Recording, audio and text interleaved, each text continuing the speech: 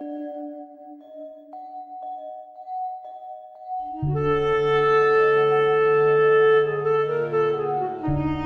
স্বাদের গল্প শুনতে এক্ষুনি সাবস্ক্রাইব করুন আমাদের এই YouTube channel fiction hunt.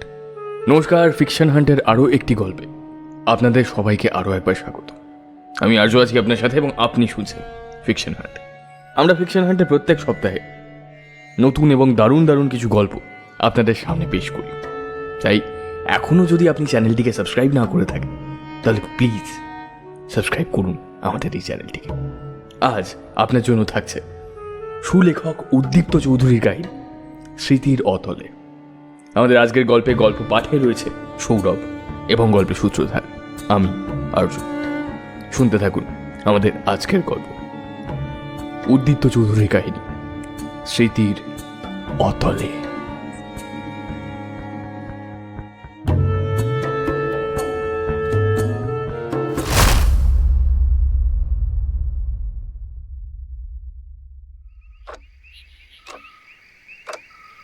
Ceiling fan থেকে ঝুলতে থাকা গিট পাকানো দড়ির ফাঁসটা মৃদুমন্দ বাতাসে দুলছে যেন। রায়বাড়ির মান্ধাতার আমলে অ্যান্টিক ঘড়িটা আর্তনাদ করে জানান দিল সময়টি মাঝরাত। ঘড়ির কাঁটা 12টার কাঁটা ছুঁতেই সেই সিলিং ফ্যান থেকে ঝুলতে থাকা দড়ির ফাঁস ধীরে ধীরে গলায় সাপের মতো পেঁচিয়ে পড়ে নিল রিদ্দিম। মোবাইল ফোনটাতে তখনও টুংটাং শব্দে জানান দিচ্ছে মুঠো ফোনের মালিককে আজও অনেকেই শুভেচ্ছা বার্তা পাঠায়। সেই দিকে এক ঝলক তাকিয়ে নিল রিদ্দিম। তার মুখে ফুটে উঠল যন্ত্রণা মিশ্রিত এক শুকনো হাসির ঝলক। দড়িটা গলায় পড়ে নিয়ে শক্ত করে একবার দড়ির গাঁটগুলো দেখে নিল। যদি মাঝপথে খুলে যায় তাহলে আরেক কেলেঙ্কারি কাণ্ড বাঁধবে। এই নিয়ে আরও একবার ঘরের ঝাপসা কাঁচের আয়নায় স্পষ্ট দেখা যায় রিদ্দিমের প্রতিমূর্তি। বিবস্ত্র এক নগ্ন পুরুষ শরীর, যার রন্ধ্রে রন্ধ্রে মিশেছে একাকিত্বের তীব্র দংশন জ্বালা, প্রবল এক অপরাধ বোধ এবং আত্মগ্লানি। ঠিক কী কারণে বর্তমান দৃশ্যপটের উপরে ভিত্তি করে এখনই সেটা বলা সম্ভব নয়। রিদ্দিমের উচ্চতা 5 ফিট 6.5 ইঞ্চি, মাঝারি উচ্চতা বলাই চলে। বিছানা থেকে ঘরের সিলিংয়ে ঝুলতে থাকা ফ্যানের দূরত্ব আনুমানিক 6.5 ফিট।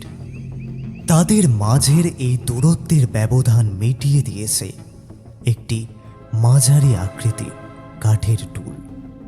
টুলের উপর দাঁড়িয়ে থাকা রিদ্দিমের দেহটি প্রবল এক উত্তেজনায় তিরতির করে কাঁপছে যেন। আয়নায় ফুটে ওঠা রিদ্দিমের প্রতিবিম্বের পাশে ওরা কারা? তাদের অস্পষ্ট ছায়া শরীর ঠিক তার পেছনেই হাঁটু মুড়ে বসে রয়েছে না? একজন নারী এবং এক কিশোর বালক।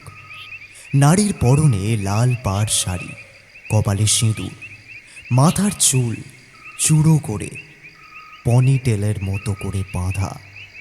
তার ঘাড়টা একদিকে হেলে পড়েছে, তার ঠোঁট বেয়ে গড়িয়ে নামছে সাদা কষ। সেই নারী শরীরের জায়গায় জায়গায় গজিয়ে উঠেছে সবুজ শ্যাওলার আস্তরণ। তার হাত পা কেউ যেন অস্বাভাবিকভাবে প্রবল আক্রোশে মুচড়ে পেছন দিকে পেঁকিয়ে দিয়েছে। সে স্থির দৃষ্টিতে চেয়ে রয়েছে রিদ্দিমের দিকে। তার চাউনি যেন মরা মাছের মতো সাদা। সেই নারী অবয়বের ঠিক পাশেই গুটিসুটি মেরে বসে রয়েছে একটি বছর 10 ছেলে, যার গলার কাছটায় আড়াআড়িভাবে একটা চেরার দাগ, সম্ভবত ধারালো ব্লেডের দাগ। সেখান দিয়ে চুইয়ে পড়ছে তাজা রক্ত। ছেলেটির ফ্যাকাশে শরীর বেয়ে উঠেছে বিষাক্ত পোকার দল। ছেলেটি খিলখিল করে এক অপার্থিব কণ্ঠে হেসে উঠল যেন।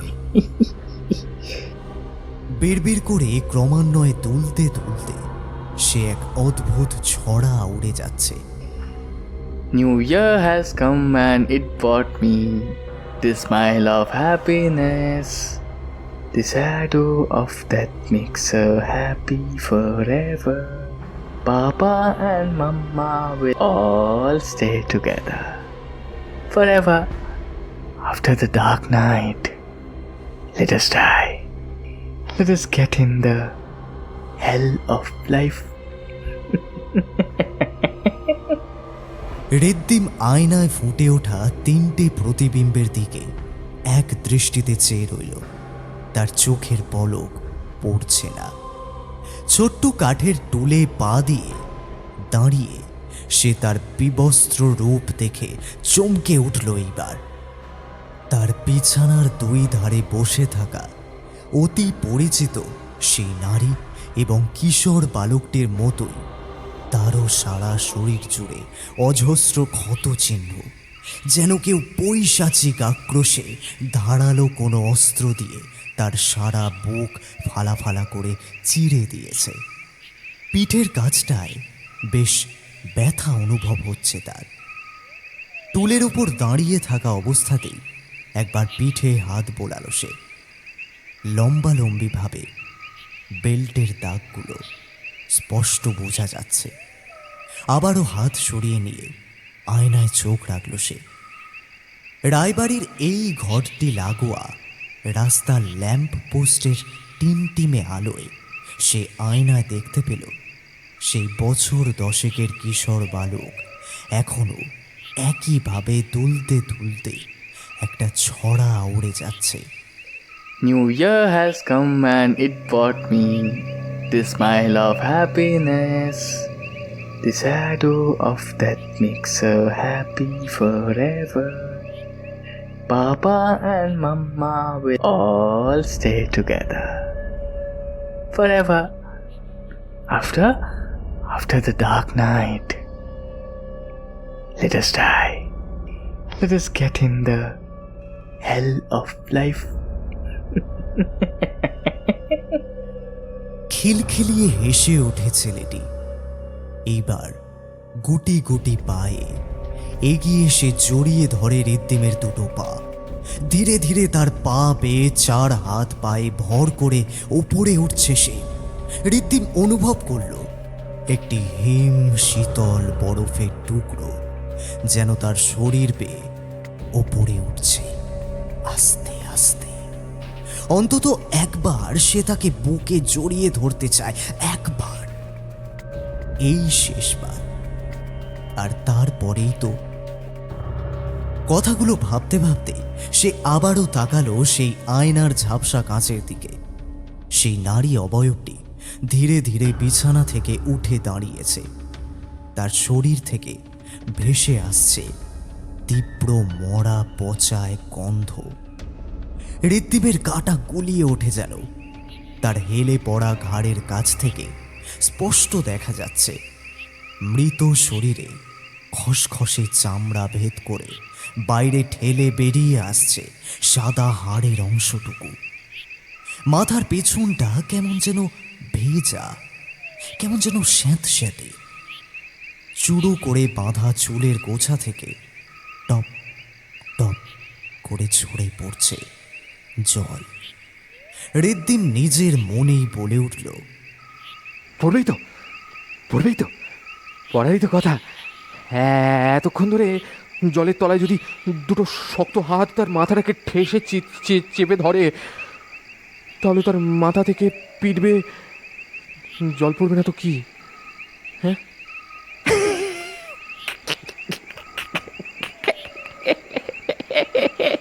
একটা অদ্ভুত কৌতুক জাগলো রিদ্দিমের মনে। দুই হাতে দড়ির গিট আরো শক্ত করে বেঁধে দিল সে। আয়নায় ফুটে ওঠা সেই নারী অবয়ব দুই হাত বাড়িয়ে জড়িয়ে ধরল রিদ্দিমকে। তার নাকে আবারও ভেসে এলো জলে পচা ফুলে ওঠা এই বিকৃত সব দেহের দুর্গন্ধ।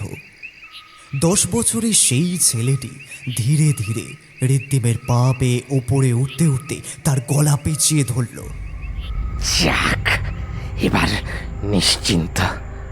গলার প্যাঁচ আরো জোরালো হলো এতক্ষণে। এবার আর কেউ ছুঁতেও পারবে না, কেউ ছুঁতে পারবে না আমায়। কেউ কিচ্ছুটি জানতে পারবে না, কেউ না। ইস, চুপ চুপ চুপ, কেউ শুনে ফেলবে যে। না না না না না না, কাউকে বলবো না, আমি কাউকে বলবো না। কেউ জানবে না, কেউ জানবে না, কেউ না, কেউ না। বাইরের পুরো পৃথিবীর কাছে পুরোটাই রয়ে যাবে রহস্যে ঢাকা এক গল্প হয়ে। লোকে চায়ের টেবিলে চাপড় মেরে যোগ দেবে বেনামি চরিত্রের সৃষ্টি করা এক গল্পে। সেই গল্প কলকাতার মানুষদের রক্তহীন করে দেবে। সেই নারী অবয়বটি ধীরে ধীরে আষ্টে পৃষ্ঠে জড়িয়ে ধরল তাকে। তার মুখে লেগে রয়েছে এক কুটিল হাসি। হিম শীতল কণ্ঠে সেই নারী বিড়বিড় করে বলে উঠল, এই পৃথিবী জুড়ে সকল কিছুই যে আপেক্ষিক, এই আছে এই নেই। তুমি কি ভেবেছ ঋদ্ধিম, তোমার অপরাধ এইভাবে ধামাচাপা পড়ে থাকবে দিনের পর দিন? কেউ জানতেও পারবে না। এই যে তুমি সোশ্যাল মিডিয়াতে তোমার ভক্তদের দেখাও যে তুমি তোমার পরিবারকে কতটা ভালোবাসো, সেসব শুধুই ভাওতা। ফেসবুক, ইনস্টাগ্রামে হ্যাপি ফ্যামিলি লিখে আমাদের ছবি পোস্ট করে ঠিক কি প্রমাণ করতে চাও তুমি? ঋদ্ধিম, এসো আমাদের সাথে। আর কিসের বিলম্ব? কি অবশিষ্ট রয়েছে যার হিসেব মেটাতে অপেক্ষায় রয়েছ? হ্যাপি নিউ ইয়ার সোনা, হ্যাপি নিউ ইয়ার।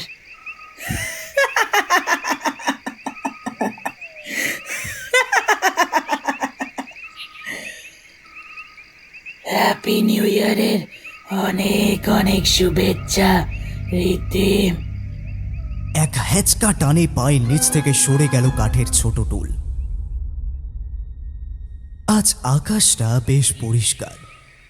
গোল চাঁদটা যেন থেকে থেকে ওই সুদূর মহাকাশ হতে আলো ফেলছে মৈত্র বাড়ি, প্রাচীন বিশাল 2 মহলার বাড়িটিতে।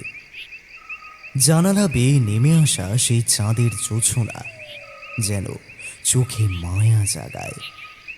মুখের ভেতর থেকে ঠেলে আসা জিভটা দাঁতের গোড়ায় আটকে ঝরিয়ে দিল 2 ফোঁটা তাজা রক্ত।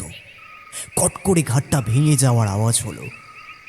ঋদ্ধিমের কানে ভেসে আসতে লাগলো মৃত্যুর আর্তনাদ। তার ঠিকরে বেরিয়ে আসা চোখ দুটি দেখতে পেল ধীরে ধীরে সেই নারী শরীর তার নিজের শরীর থেকে নেমে মেঝেতে পা ফেলছে। ঋদ্ধিমের গলা জড়িয়ে থাকা বছর 10 সেই কিশোরটিও গলা ছেড়ে গুটি গুটি পায়ে খাট থেকে নামল। আয়নার ঘষা কাঁচের মধ্যে 2 হাত বাড়িয়ে আবারও স্পর্শ করল ঝুলতে থাকা ঋদ্ধিমের দেহ। ঋদ্ধিমের সারা শরীর যেন অসাড় হয়ে আসছে। চাঁদের জোছনা বয়ে তার চোখের সামনে নেমে আসছে একটি সিঁড়ি, যা দিয়ে ওই 2 ছায়া ছায়া অবয়ব ধীরে ধীরে পরিণত হচ্ছে ঘন কুয়াশায়। মিলিয়ে যাচ্ছে তারা। ঋদ্ধিম তাদের ধরে রাখতে পারছে না, আর না ধরে রাখতে পারছে না নিজের জীবনটাকেও। শেষ মরণ আর্তনাদটা মুখ দিয়ে বেরিয়েই এলো তার। না না না না না, যেও না তোমরা, না না না না না। দুলতে থাকা ঋদ্ধিমের শরীরটা এবার চোখ মেলে তাকালো। সে ধীরে ধীরে যেন নিজেকে উদ্দেশ্য করে বলে উঠল, মৃত্যুর ঠিক আগে মানুষ নিজেকে বাঁচানোর জন্য মরিয়া হয়ে ওঠে, অথচ আমি তাদের যেতে দিতে চাই না। ওই ওই ওই ওই যে মেয়েটা বলে গেল যে ঋদ্ধিম মিত্র নাকি সোশ্যাল মিডিয়াতে হ্যাপি ফ্যামিলি ট্যাগলাইন দিয়ে নিজেকে এক সুখী দম্পতি বলে দাবি করে, সত্যি কি তাই? কি জানি, নইলে কি আমি আজও এইভাবে শরীরী অবয়ব নিয়ে বেঁচে থাকি, কিংবা নিজের প্রতিবিম্ব জুড়ে খুঁজে নিতে চাই চেনা অনুভূতি, চেনা মানুষগুলোকে। মায়া, মায়া, সব সব সব মায়া, সব মায়া, সব মায়া, সব মায়া।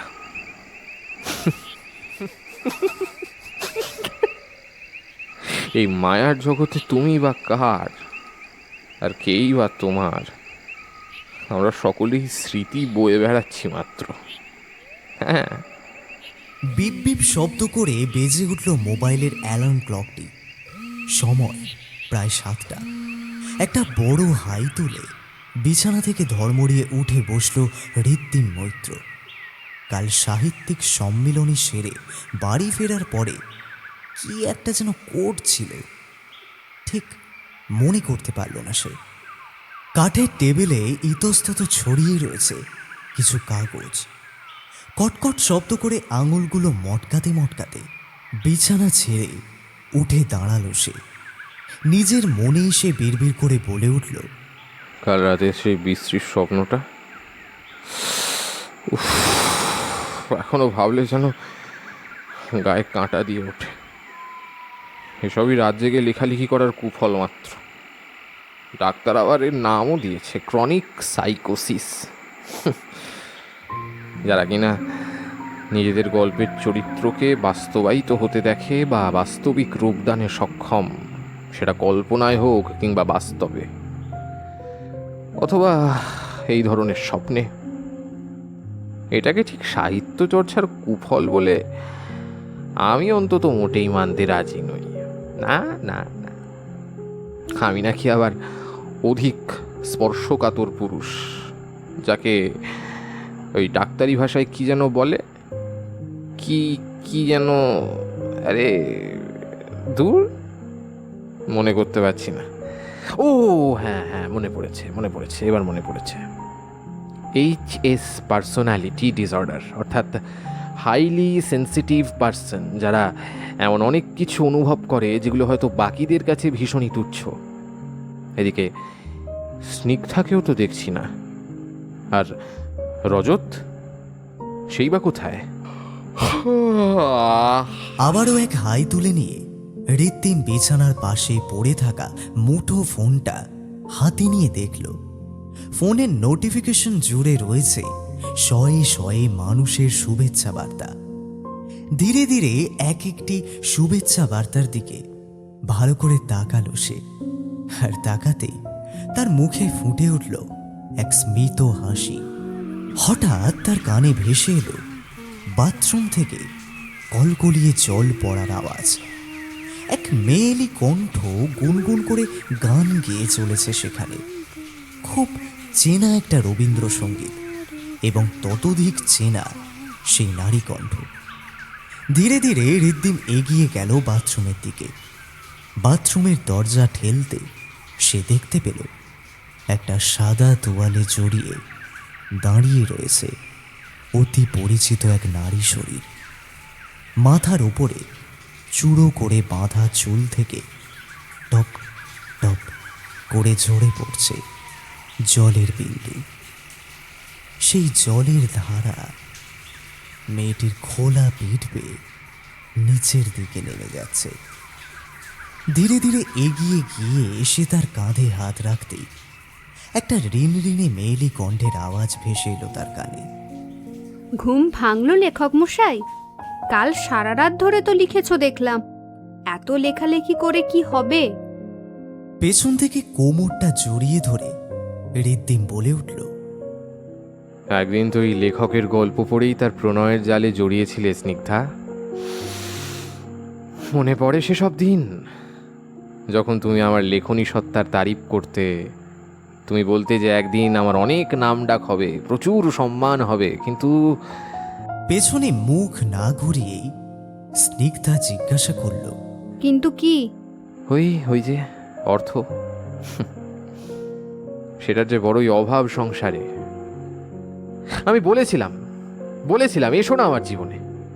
স্নিগ্ধা, তুমি কনভেন্টে পড়া মেয়ে, বালিগঞ্জের বিলাসবহুল অ্যাপার্টমেন্ট ছেড়ে এইভাবে হাওড়ার রাজবল্লভপুরের এই পুরনো আমলের বাড়িতে এসে পড়ে আছো। তোমার কষ্ট হয় না বুঝি? স্নিগ্ধা একইভাবে মুখ না ফিরিয়ে জবাব দিল, কষ্ট কষ্ট আগে হতো বটে, তবে এখন সেসব আর হয় না, কারণ তুমি তো কষ্টের কারণটাকেই। কথাগুলো শেষ না করে সে থেমে গেল। রিদ্দিমের চোখের সামনেই যেন দুমড়ে মুচড়ে বেঁকে যাচ্ছে স্নিগ্ধার শরীর। তার সারা শরীর থেকে হাড় ভাঙার শব্দ স্পষ্ট শোনা যাচ্ছে। ধীরে ধীরে তার হাত পা এবং গোটা শরীরটা বিকৃত হতে লাগলো। তার মাথাটা এক নিমিষে ঘুরে গেল পিঠের দিকে। তার চোখের চাউনি সাদা, ঠিক যেন মরা মাছের মতো ফ্যাকাশে এবং বর্ণহীন। ধীরে ধীরে এক অপার্থিব নারী কণ্ঠে সে বলে উঠল, তুমি যে তোমার জীবনের গতিপথ এমন একদিকে নিয়ে গিয়েছিলে যেখান থেকে ফিরে আসা তোমার পক্ষে প্রায় অসম্ভব ছিল।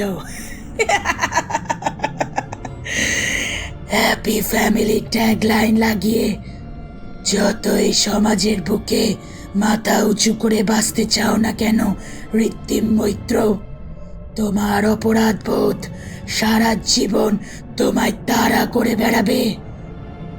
আজও আমরা সকলে তোমার সাথেই রয়েছি, কারণ সেটাই তুমি চেয়েছিলে ঋত্বিম মৈত্র। হ্যাঁ, তুমি চেয়েছিলে যাতে আমি আর আমার ছেলে রজত তোমার মতো করে বাঁচি, কিন্তু না না না ঋত্বিম মৈত্র, তোমারও সময় ফুরিয়ে এসেছে। এইবার আমরা আবারও একই সাথে থাকবো, ঠিক যেভাবে চেয়েছিলে। সভয়ে দুই পা পিছিয়ে এলো ঋত্বিম। সামনে সেই পৈশাচিক নারী শরীরের গায়ে ধীরে ধীরে গজিয়ে উঠছে সবুজ শ্যাওলার আস্তরণ।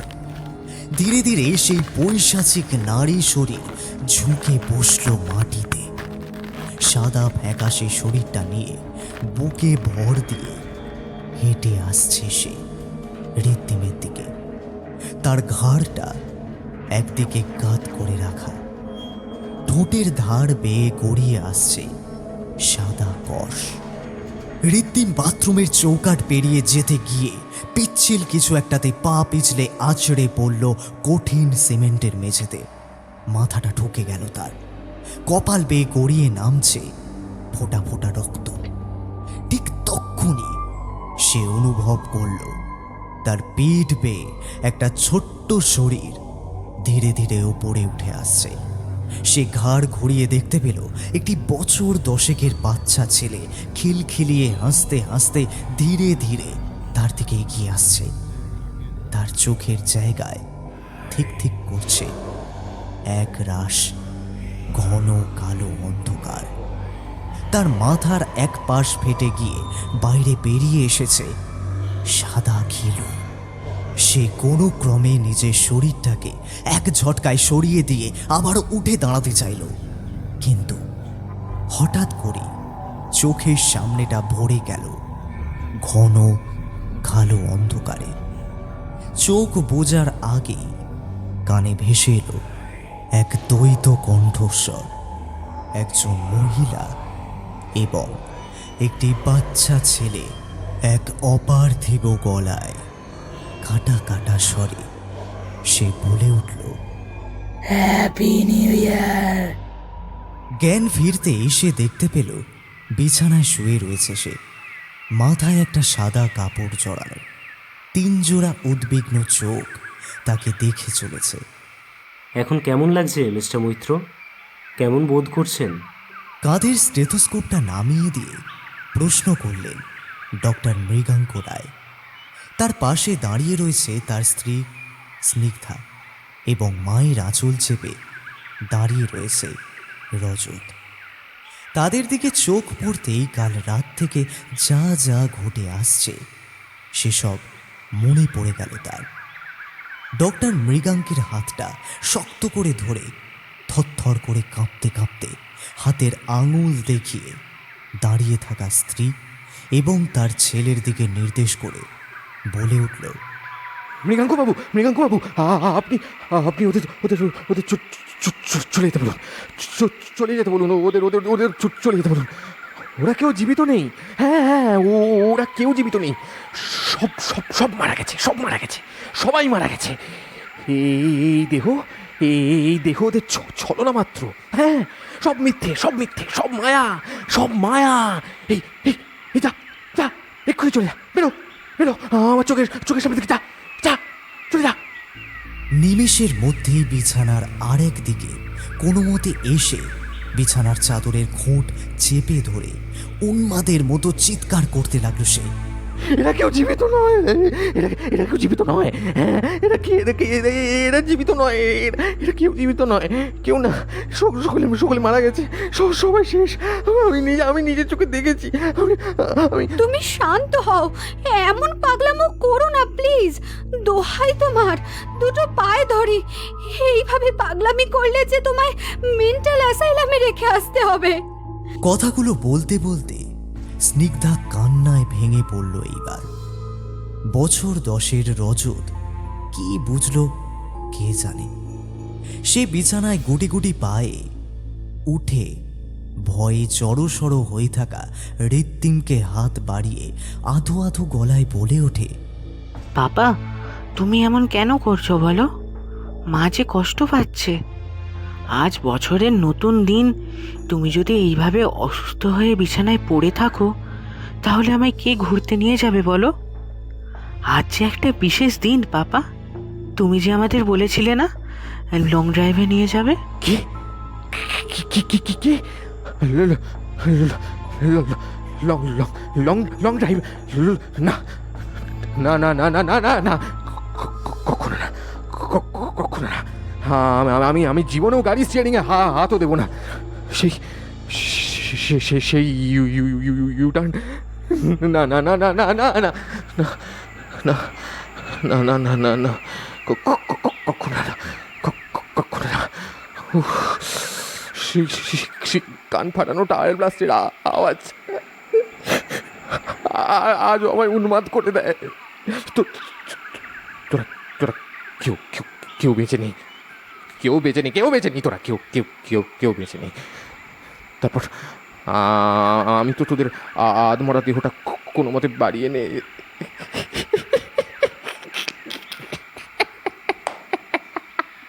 কি কি করেছিলাম সেটাও কি বলতে হবে?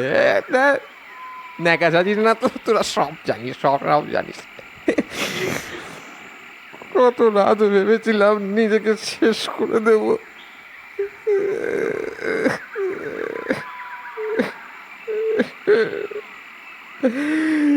কিন্তু পারিনি। কিন্তু আজ কথাগুলো বিড়বিড় করে বলতে বলতে উন্মাদের মতো খাট থেকে নামল সে। এরপর খাটের পাশে পড়ে থাকা একটা জং ধরা লোহার পাইপ দিয়ে নিজের মাথায় বাড়ি মারতে ওর কপালের ফাটা অংশ থেকে আবারও রক্ত গড়িয়ে পড়ল। মাথার কাটা অংশের সেলাই করা জায়গাটা আবারও ফেটে গিয়ে মেঝে রক্তে ভাসিয়ে দিল। ঘটনার আকস্মিকতায় হতবাক হয়ে দাঁড়িয়ে রইল স্নিগ্ধা এবং রজত। তারা যেন নিজের বাকশক্তি হারিয়ে ফেলেছে।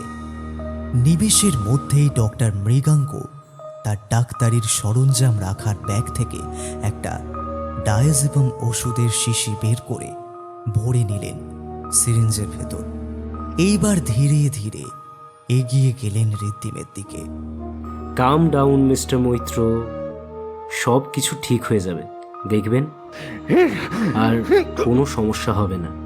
না না না না না না না, আমার কাছে আসবেন না, আমার কাছে আসবেন না ডক্টর রায়, আমার কাছে ভুলেও আসার চেষ্টা করবেন না, তাহলে কিন্তু আমি নিজেকে শেষ করে দেবো। না না না না না না না না না মিস্টার মৈত্র, প্লিজ ওটা হাত থেকে ফেলে দিন। দেখুন, আপনি যেটা ভাবছেন সেটা সম্পূর্ণ ভুল। আপনার স্ত্রী এবং ছেলে দুজনেই আপনার চোখের সামনে সম্পূর্ণ জীবিত রয়েছে। না না মিস্টার রায়, আপনি ভুল জানেন, আপনি ভুল জানেন, আপনি সম্পূর্ণ ভুল জানেন। এরা কেউ বেঁচে নেই, কেউ বেঁচে নেই। না, আমি যে নিজের হাতে কি হলো মিস্টার মৈত্র, থামলেন কেন? নিজের হাতে কি বলুন? আমি আমি আমি আমি বলতে পারবো না, আমি বলতে পারবো না, আমি বলতে পারবো না, আমার শেষ করে দেবে। আমি বললে ওরা আমার শেষ করে দেবে, আমার একদম জানে জানে মেরে দেবে।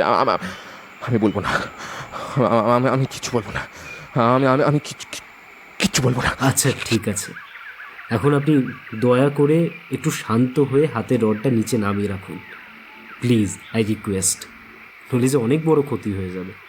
ততক্ষণে গুটি গুটি পায়ে ডক্টর রায় ঋদ্ধিমের কাছাকাছি পৌঁছে গেছেন। চোখের নিমেষে ঋদ্ধিমের হাতে ধরে থাকা রড একটানে ছুঁড়ে ফেলে দিলেন তিনি। ঋদ্ধিমের দুই হাত পিচ মোড়া করে বেঁধে নিমেষের মধ্যে গেঁথে দিলেন সিরিঞ্জটি। ধীরে ধীরে ঋদ্ধিম লুটিয়ে পড়ল ডাক্তারের বুকে। এরপর তাকে শুইয়ে দিয়ে ডক্টর মৃগাঙ্ক স্নিগ্ধাকে উদ্দেশ্য করে বলে উঠলেন, এই অবস্থা কতদিন ধরে? বেশ কিছুদিন ধরেই তো একজন সাইকিয়াট্রিস্ট দেখাচ্ছি। সমস্যাটা যে বড়ই জটিল। আপনি তো জানেনই উনি কত বড় একজন লেখক, কত নাম ডাক ওনার। আর এই কর্মব্যস্ততা এবং দীর্ঘ লেখনী জীবনই ওর কাল হয়ে দাঁড়ালো। ও মাঝে মাঝে এমন ভায়োলেন্ট হয়ে ওঠে জানেন, ও অনেকবার তো আত্মহত্যাও করতে গিয়েছে। ভৌতিক উপন্যাসের লেখক হিসেবে বেশ নাম ডাক ওনার, ফলে প্রায় বিভিন্ন প্রকাশনী সংস্থার হয়ে উনি কলম ধরেন। এর মধ্যে একটি গল্প উনি লিখছেন, যতদূর আমি জানি খানিকটা পড়েওছি, যেখানে একজন উন্মাদ ব্যক্তি নিজের পরিবারকে হত্যা করবে এবং পরবর্তীকালে তারা এক এক করে ফিরে আসবে। অদ্ভুত সেই গল্পের প্লট বটে। উনি মনে করেন যে উনি আমাদের এর আগেও নিজের হাতে খুন করেছেন এবং মৃত্যুর ওপার থেকে আবারও আমরা ফিরে এসেছি। এমনই দিনে ঠিক আগের বছরে আমরা সকলে মিলে লং ড্রাইভে বেরিয়েছিলাম। গাড়ি ড্রাইভ করার সময় কোনোভাবে সে ভুল পথে গাড়ি চালিয়ে নিয়ে যায়, কিন্তু দুর্ভাগ্যবশত দূর থেকে আসা একটা ট্রাক এসে ট্রাকের আলো যখন তার চোখ ধাঁধিয়ে দিয়ে গেল, সেই সময় গাড়িটা চাকা স্কিপ করে একটি গাছে গিয়ে ধাক্কা মারে। গাড়ির বনেটে আগুন লেগে যায়, ওর মাথায় একটা গুরুতর চোটও লাগে। এরপর সে জ্ঞান হারায়। আমার আর রজতেরও চোট লেগেছিল, তবে অতটাও মারাত্মক নয়।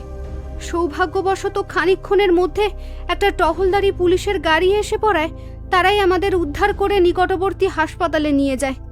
এরপর যথারীতি ফার্স্ট এড করে আমরাও ফিরে আসি। তারপর থেকেই শুরু হয় এই পাগলামো। প্রথমেই তো নিজেকে মারার চেষ্টা করতে লাগলো, কখনো হাত কেটে তো কখনো বাথরুমের জল ভর্তি টবে অনেকক্ষণ ধরে নিজের মুখটা চেপে ধরে রাখতো। আমি ওকে কতবার বাঁচাবো আপনি বলুন। এই আজও তো বাথরুমে গিয়ে দিব্যি কথা বলছিল আমার সাথে। আমি স্নান সেরে বেরোতেই যাব, ঠিক এমন সময় আমায় ভূত দেখার মতো করে চমকে উঠে মাটিতে পড়ে গেল। ওকে সেইভাবে পড়ে থাকতে দেখে রজত মানে আমাদের ছেলে এগিয়ে আসতে ওকে দেখে আরও ভয় পেয়ে গেল। আমরা তো কিছুই বুঝতে পারছি না, তবে আমি তার লেখা নতুন গল্পের যে পাণ্ডুলিপি সেটা পড়ে বুঝেছি যে গল্পে যিনি পুরুষ চরিত্র তিনি জেনে বুঝে তার গাড়িকে অ্যাক্সিডেন্ট করাবেন এবং এরপর আধমরা শরীরগুলোকে বাড়িতে নিয়ে এসে প্রথমে তার স্ত্রী এবং তারপর তার ছেলেকে নৃশংসভাবে হত্যা করবেন। শেষে যখন সে তার পরিবারের মৃত সদস্যদের আবারও দেখতে পাবে, তখন সে আত্মগ্লানিতে নিজের গলায় ফাঁস লাগাবেন। ওর কাছে আমরা হয়তো সেই গল্পের চরিত্র হয়ে উঠেছি, ওর কাছে আমরা মৃত এবং আমাদের মৃত্যুর জন্য উনি নিজেকেই দায়ী বলে মনে করেন। ইন্টারেস্টিং। আবার একই সাথে দুর্ভাগ্যজনকও বটে। উনি বাস্তব আর কল্পনার মধ্যে তালগোল পাকিয়ে ফেলেছেন দেখছি। দুটো আলাদা জগৎ যেখানে একই সত্তার সাথে যুক্ত, সেখানে দাঁড়িয়ে এই অপটিক্যাল ইলিউশন হওয়া অস্বাভাবিক কিছু না। জীবিত মানুষকে মৃত দেখার এমনতর এক মানসিক অবস্থাকে ওয়ার্কিং কর্পস সিনড্রোম বলা হয়, যেখানে সে নিজেকে কিংবা নিজের প্রিয় মানুষগুলোকে মৃত অবস্থায় দেখতে পায়। সে অনুভব করে এক পচা গলা দেহের দুর্গন্ধ তাদের শরীর থেকে বেরিয়ে আসছে। সে জন্ম মৃত্যুর মাঝের একটা নিজস্ব জগৎ তৈরি করে, যার আদৌ কোনো অস্তিত্ব নেই। আগের বছর এই একই দিনে উনি অ্যাক্সিডেন্ট করেছিলেন। যার কারণে নিজেকে দায়ী বলে মনে করেন। বাকি রইল গল্পের অংশ, যেখানে গল্পের পুরুষ চরিত্রটি প্রথমে গাড়ি অ্যাক্সিডেন্ট করে তাঁর এবং তার পরিবারের মৃত্যু নিশ্চিত করবেন, এবং এরপর যখন তারা সকলেই গুরুতর আহত হয়েও প্রাণে বেঁচে যান, তখন সেই পুরুষ চরিত্রটি তাদের ওই অবস্থায় বাড়িতে নিয়ে এসে নৃশংসভাবে হত্যা করেন। কি ঠিক বললাম তো মিসেস মৈত্র? হ্যাঁ ডাক্তারবাবু, এইবার আপনিই বলুন, ওনাকে ওনার মিথ্যে কল্পনার জগৎ থেকে বাস্তবে কিভাবে নিয়ে আসবো? Very rare case. যদিও এমন অবশ্য ডাক্তারি ইতিহাসে আগেও দেখা গিয়েছে, যেখানে পেশেন্ট নিজেই নিজেকে মৃত বলে মনে করেন এবং তিনি শেষের দিকে খাওয়া দাওয়া ছেড়ে দিয়েছিলেন। দিনের বেশিরভাগ সময় কবরে গিয়ে কাটাতেন তিনি। ঘটনাটি 17 বছর বয়সী এক ফরাসি নারীর, নাম হেইলি স্মিথ। বড়ই দুর্ভাগ্যজনক ঘটনা মিসেস মৈত্র। এনিওয়ে, আপনি কোন ডাক্তার দেখাচ্ছেন ওনাকে? Doctor Rishikesh Talukdar. Oh I see. উনি তো কলকাতা মেডিকেল কলেজের সাইকিয়াট্রিক ডিপার্টমেন্টের একজন সুদক্ষ মানসিক রোগের চিকিৎসক। আশা করি এইবার উনি হয়তো সুস্থ হয়ে উঠবেন খুব তাড়াতাড়ি। বুঝতে পারবেন এই বাস্তব আর গল্পের জগৎ দুটো একদম আলাদা। আসলে এই সমস্ত পেশেন্টের মানসিক স্থিতি এবং গঠনশৈলী আর বাকি 5টা মানুষের মতো হয় না। তার মধ্যে ইনি আবার সৃজনশীল ব্যক্তি। মনের মধ্যে চলতে থাকা হাজারো গল্পের প্লট যখন বাস্তব আর কল্পনার মাঝে সামঞ্জস্যতা বজায় রাখতে পারে না, তখনই এই বিপদ আসে। তাছাড়া যতদূর আমি বুঝতে পারছি, ইনি প্যারানয়েড ডিলিউশনে ভুগছেন। অর্থাৎ একদিকে তিনি নিজের কাছের মানুষদের শত্রু বলে মনে করছেন, আবার একই সাথে মৃত। আত্মহত্যার চেষ্টা, ইম্পালসিভ ডিসঅর্ডার বা সেলফ ইনজুরি ডিসঅর্ডার এরও শিকারিনী। তারই সাথে নিজেকে কিংবা বাড়ির মানুষকে আঘাত করার বাসনা, যা সিজোফ্রেনিয়া নামের এক জটিল রোগ। এই জটিল মানসিক রোগের ফলেই পেশেন্ট হাইপার হয়ে ওঠে। মিসেস মৈত্র, ওনাকে একটু চোখে চোখে রাখবেন আর প্রয়োজনে আমার সাথে যোগাযোগ করবেন। এছাড়া আপনি তো বললেনই যে ওনাকে ঋষিকেশবাবু দেখছেন, তাই সকল সমস্যা দ্রুত নিরাময় হবে আশা করি। আর চলি, নমস্কার। ডক্টর মৃগাঙ্ক রায় চলে যেতেই স্নিগ্ধা ঘরের দরজাটা সজোরে বন্ধ করে দিল। তার মুখে ফুটে উঠল একটা ক্রূর নিষ্ঠুর হাসি। ঘরের বিছানায় তখনও অকাতরে ঘুমিয়ে চলেছে ঋদ্ধিম মৈত্র। সেই দিকে এক ঝলক তাকিয়ে নিয়ে হঠাৎই ঘর কাঁপিয়ে খিলখিলিয়ে হেসে উঠল সে।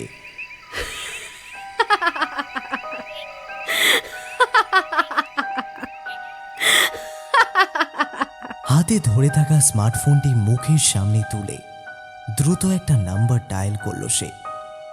ফোনের ওই প্রান্ত থেকে ভেসে এলো একটি কঠিন পুরুষ কণ্ঠ। কি ব্যাপার ম্যাডাম, এতদিন বাদে এই অধমকে মনে পড়লো আপনার? এই অধম যে আজ আমার পরিত্রাতা, তাকে ভুলি কি করে? আচ্ছা শোনো, ঠাট্টা রাখো, কাজের কথায় আসি। তোমার টোটকা কাজে দিয়েছে ভালোই। এইভাবে চলতে থাকলে তো একদিন।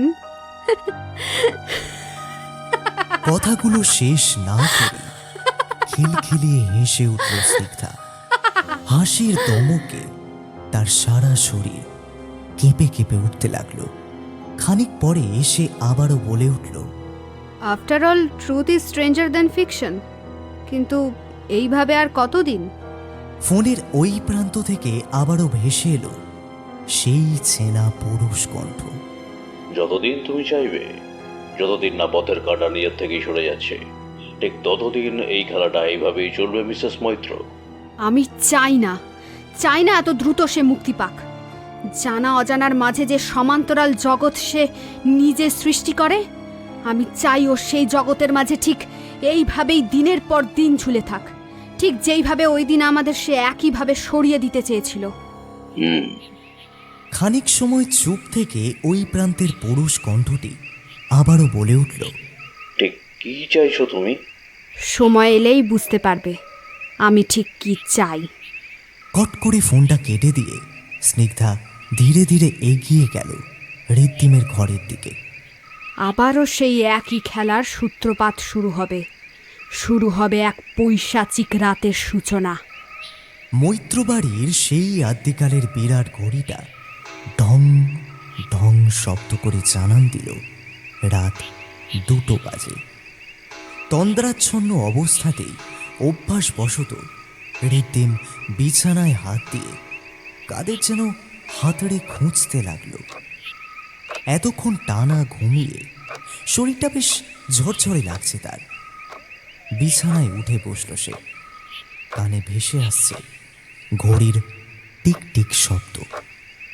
মাথার সামনেটা হাত দিয়ে ভেজা ভেজা ঠেকল তার। আজ কিছু একটা হয়ে গিয়েছে যা তার সঠিক মনে আসছে না। ঘরের জানলা বেয়ে আজও কাঁপা কাঁপা ল্যাম্পপোস্টের আলো এসে পড়েছে। বিছানার সামনে সেই ঘষা কাঁচের আয়নায় অস্বচ্ছভাবে ফুটে উঠছে তার প্রতিবিম্ব। ধীরে ধীরে উঠে দাঁড়ালো সে। জানালার ধারে রাখা কাঠের টেবিলটার সামনে গিয়ে সে দাঁড়ায়। এলোমেলো হয়ে থাকা কাগজগুলোর মধ্যে একটি কাগজ তুলে নিল অতি সন্তর্পণে। আজ শেষ রজনী।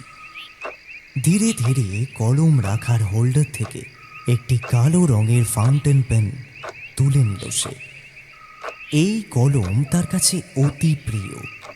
এই যে তার খুব কাছের একজন মানুষের থেকে পাওয়া শেষ স্মৃতিচিহ্ন।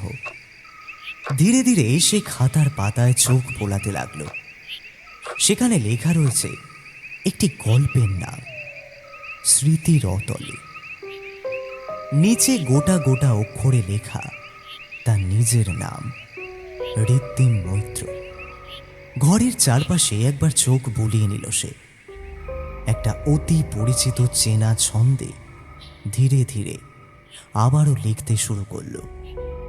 খানিক অংশ লিখে সে তাকালো আয়নার দিকে। আয়না স্পষ্ট দেখা যাচ্ছে ঘরের সিলিং ফ্যান থেকে একটা দড়ি ঝুলছে। সেই একই জিনিস সে খাতার পাতায় লিখল। এর পরের অংশটা সে জানে। সে জানে প্রতি রাতে কিভাবে তার সাথে এক নতুন খেলা শুরু হয়। সে জানে তারা আসে, আজও আসবে, তাদের আসতেই হবে। এখন শুধু সময়ের অপেক্ষা মাত্র। খানিকক্ষণ পরেই সে স্পষ্ট অনুভব করল ঘাড়ের কাছে একটা ঠান্ডা নিঃশ্বাস। চকিতে পেছন ফিরে এসে যা দেখল তাতে তার সারা শরীর বরফের মতো ঠান্ডা হয়ে গেল। সে দেখতে পেল একটা বছর 10-এর বাচ্চা ছেলে তার দিকেই এক দৃষ্টিতে তাকিয়ে রয়েছে। তার ঘাড়টা হেলে পড়েছে একদিকে। ঠোঁটের কাছ থেকে গড়িয়ে পড়ছে লাল রক্তের ধারা। তার চোখ দুটো স্থির। সে তার দিকে চেয়ে খিলখিলিয়ে হেসে উঠে বলল, পাপা, আমরা হ্যাপি ফ্যামিলি, তাই না? জানো, মাকে কত বোঝাই, বলি বাবাকে এইভাবে কষ্ট দিও না, কিন্তু শুনতেই চায় না। জানো, আমি কতবার বলেছি যে পাপা যেটা করছে তাতে ওর কোনো দোষ ছিল না, কিন্তু মা বলে তোমায় যে সহজে মুক্তি দেবে না। পাপা পাপা, এই দেখো, এই দেখো দেখো, আমরা আজও একসাথে আছি। এরপর সে মাটিতে উবু হয়ে বসে হাঁটুতে মুখ গুজে হঠাৎই কাঁদতে শুরু করল। কান্নার দমকে তার গোটা শরীরটা কেঁপে কেঁপে উঠতে লাগলো যেন। সেই বুক ফাটা কান্নার আওয়াজের সাথে এইবার ঘরের অন্ধকার কোণ থেকে যুক্ত হলো একটি মেয়েলি গলায় কান্নার আওয়াজ। রিদ্দিম দেখতে পেল 2 হাত পায়ে ভর দিয়ে এক নারী শরীর একে বেঁকে এগিয়ে আসছে তারই দিকে। তার মাথার চুল হাওয়ায় উড়ছে যেন। তার মাথার উপরে চূড়ো করে বাঁধা চুল, পরনের শাড়িটা মলিন এবং জায়গায় জায়গায় ছিঁড়ে ফেটে গিয়েছে যেন।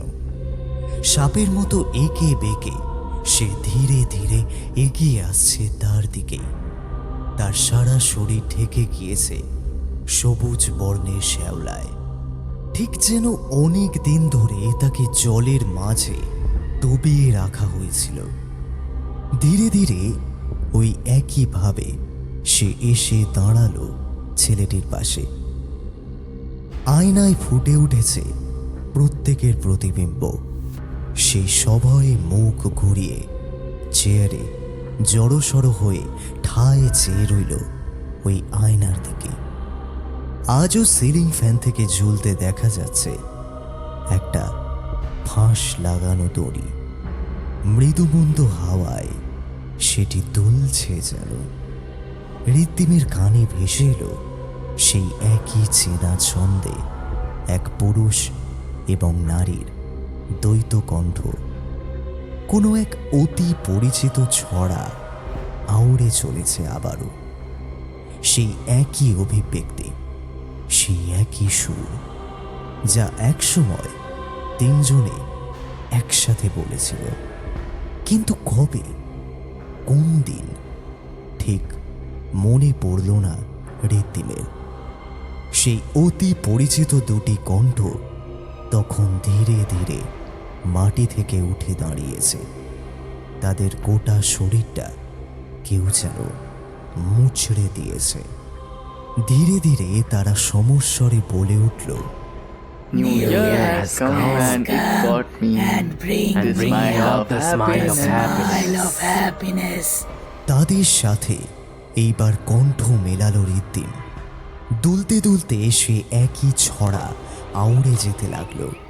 The shadow of death makes us happy forever.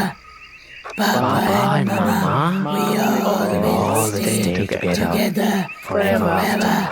After the dark night, let us die. Let us get the hell of life. দুটি হাত তার হাত স্পর্শ করেছে এইবার।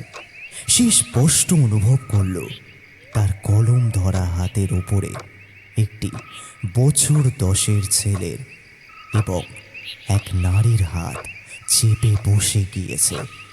এ যেন এক আত্মা, এক প্রাণ, এক শরীর। ঋদ্ধিম স্পষ্ট অনুভব করল তারা তাকে যেন লিখতে বাধ্য করছে। সে আবারও কাগজের পাতায় খস খস করে লিখে চলল। সে লিখে চলেছে এমন এক কাহিনী যার অন্ত তারও জানা নেই। ভালোভাবে লক্ষ্য করলে দেখা যায় সেই গোটা কাগজ জুড়ে সেই একই ঘটনা বারবার লিখে চলেছে। একই সময়ের আবর্তে সে যেন বাঁধা পড়ে গিয়েছে।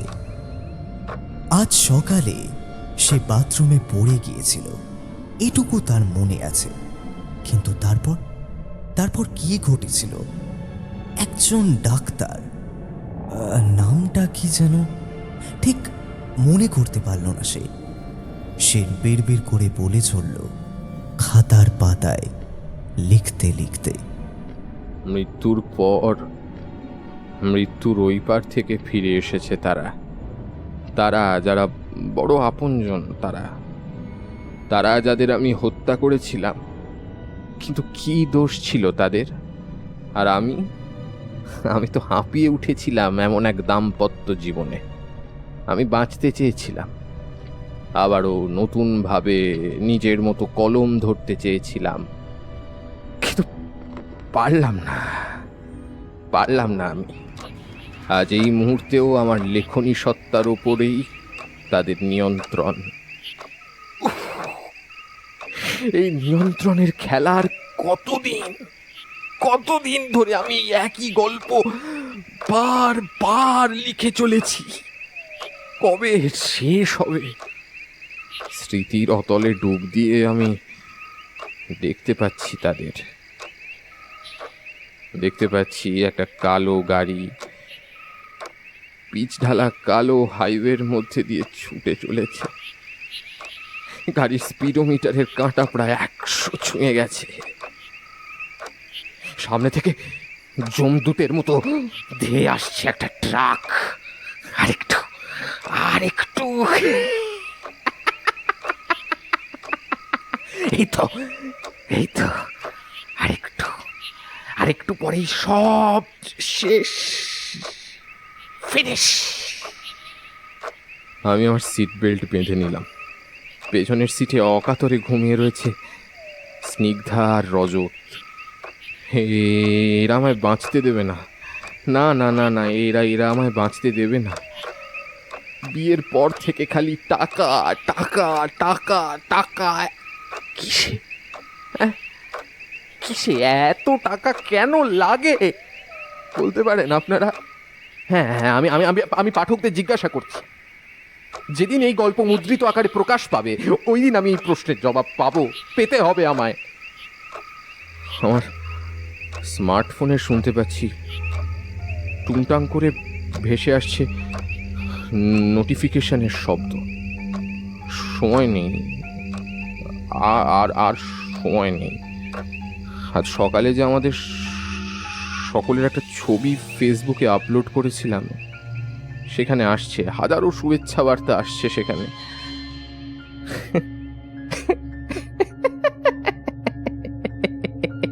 হ্যাপি হ্যাপি ফ্যামিলি ট্যাগলাইনটা বেশ জমকালো না? হ্যাঁ, তাতে সন্দেহ নেই। কিন্তু এই আমি আমি আমি এই যে ঋদ্ধি মৈত্র, আমি কি সত্যি খুশি, হ্যাপি? আমি কি আমার এই পরিবার নিয়ে সুখী, সত্যি খুশি আমি? বিয়ের আগে সেই জীবন বড্ড মিস করি আমি, এবং শুধুই আমি। আমিত্বকে ঘিরে হাজারো শূন্যতা, হাজারো মানবিভান, অসংখ্য প্রত্যাশার মাঝে আমার এই লেখনী সত্তার সামান্য সম্মানটুকু কুড়িয়ে পাওয়া বেশ ছিলাম। কিন্তু ওই যে ওই গাড়ির পেছনে যিনি অকাতরে ঘুমিয়ে চলেছেন, আমার অর্ধাঙ্গিনী, হ্যাঁ, অর্ধাঙ্গিনী নাকি অর্ধনাগিনী, চোখের নিমেষে সবটা গ্রাস করে নিল যেন, সবটা শুষে নিয়ে এখন একটা সত্তাহীন, অস্তিত্বহীন আমিকে আমি আমি আমি আমি টেনে হিঁচড়ে বয়ে নিয়ে চলেছি। কিন্তু না, আর না, গাড়ি স্পিডোমিটারের কাঁটা এবার 120 ছুঁয়েছে।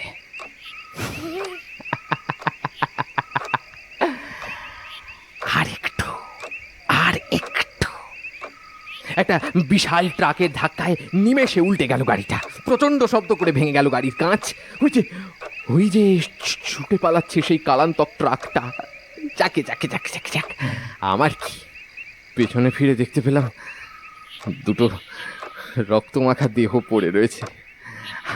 আমার ছেলে আমার ছেলে রজতের মাথার ভেতর গিঁথে গেছে ভাঙা কাঁচের টুকরো। আর ওই যে আমার স্ত্রী, আমার অর্ধাঙ্গিনী, ও ও ও সরি সরি সরি সরি অর্ধনাগিনী, ওই যে কই মাছের প্রাণ সালি। যাই, এই দুটোকে বাড়ি নিয়ে যাই, যা হবে দেখা যাবে। কিন্তু না না না না না না না, এত সহজে মরতে দেব না, না, তিলে তিলে মারবো আমি।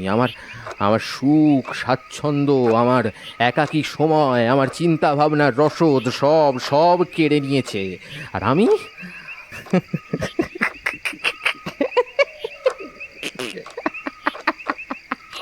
আমায় পাগল মনে হচ্ছে, তাই না? পাগল পাগল মনে হচ্ছে না আমার? কিন্তু দেখুন তো, কত নিপুণভাবে টার্ন নিয়ে গাড়ির গতি বাড়িয়ে অ্যাক্সিডেন্ট করালাম। পুলিশ আমায় সন্দেহই করবে না, কারণ আমি নিজেও আহত। হ্যাঁ, প্রচণ্ড লেগেছে আমার মাথা বেয়ে নেমে আসছে উষ্ণ তরল রক্তের ধারা।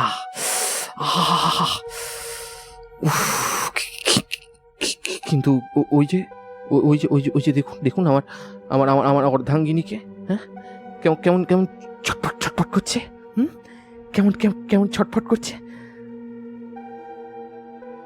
ওই কোনো রকমে ভাঙা দোমড়ানো মোচড়ানো গাড়িটা আবারও নিয়ে চলেছি বাড়ির দিকে। গাড়ির বনেট ভেঙে গুঁড়িয়ে দিয়েছে, কিন্তু তাতে আমার কি? কিচ্ছু না। আমার লেখা থেকে মাসে মাসে যা রয়্যালটি পাই তাতে এমন আরও একটা গাড়ি কিনতে পারবো। সৌভাগ্যবশত এখন মাঝরাত। গাড়ি ঘুরিয়ে নিয়ে চলেছি বাড়ির দিকে। হেডলাইটের আলোটা অফ রেখেছি যাতে কেউ বুঝতে না পারে। আর কিছুটা সময়, আর আর একটুখানি, আর তারপর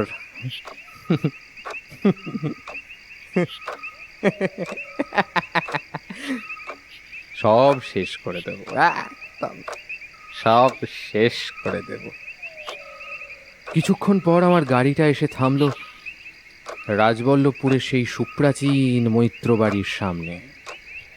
আমি গাড়ি থেকে বেরিয়ে পেছনের সিট থেকে দুটো দেহ টানতে টানতে বাইরে বের করলাম। স্নিগ্ধা তখনও গোঙাচ্ছে। আমি আহত অবস্থাতেই এক হাতে রজত আর এক হাতে স্নিগ্ধার দেহটাকে টানতে টানতে নিয়ে চললাম। দ্রুত হাতে চাবি ঘুরিয়ে খুলে ফেললাম বাড়ির তালা। তাদের টানতে টানতে নিয়ে চললাম বাথরুমের দিকে। তারপর তাদের দুজনের মাথা চেপে ধরলাম জল ভর্তি চৌবাচ্চায়। ওই যে স্নিগ্ধার মুখ থেকে জলের বুদবুদ উঠছে, ওই কাল নাগিনী এখনো বেঁচে আছে কিভাবে? আমার ফোনে তখনও সেই ছবিতে একের পর এক নতুন বছরের শুভেচ্ছা জ্ঞাপনের পালা চলছে। চলতে থাকুক। আজ এই নতুন বছরে আমার আবারও একবার নতুন জন্ম হবে। হ্যাঁ, রজত আগেই মারা গেছে, কিন্তু তবুও না, আমি রিস্ক নেব না, না, কিছুতেই না। স্নিগ্ধার শরীরটা ছেড়ে দিলাম বিরাট চৌবাচ্চার জলে। রজতকে সেখান থেকে টেনে বের করে বাথরুমের দেওয়ালে তার মাথাটা ঠুকে দিলাম। আমার দুই চোখ জুড়ে ঝরে পড়ছে আক্রোশ। আমার স্বাধীনতা, আমার প্রতিটা মূল্যবান সময় কেড়ে নেওয়ার জন্য দায়ী তারা। হ্যাঁ, এরাই দায়ী। আর ঠিক তাই আমি বাধ্য হলাম এই পথ বেছে নিতে। জলের মধ্যে কি সুন্দর হাঁটু মুড়ে শুয়ে রয়েছে স্নিগ্ধা। ইস, বড় সুন্দর লাগছে ওকে। আর এইদিকে রজতের ফেটে যাওয়া মাথাটা একেবারে দুভাগ হয়ে সেখান থেকে টাটকা সাদা ঘিলু বেরিয়ে আসছে।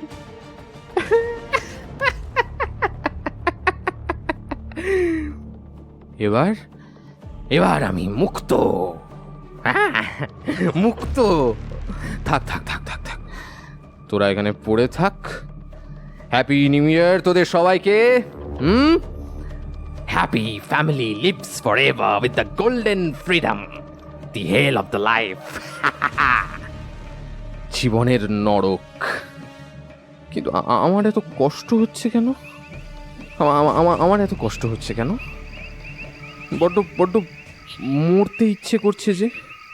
হ্যাঁ, ওই যে দেখুন, ওই যে ফ্যানের গায়ে ঝুলছে একটা দড়ি।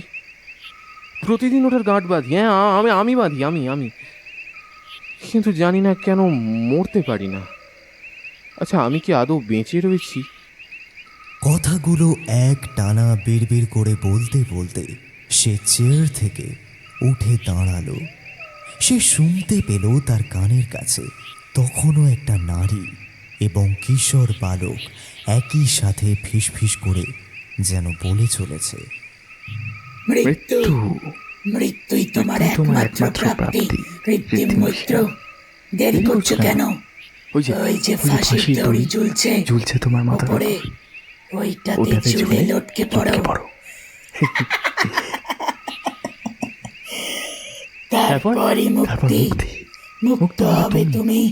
সকল পাপের স্খলন হবে তোমার।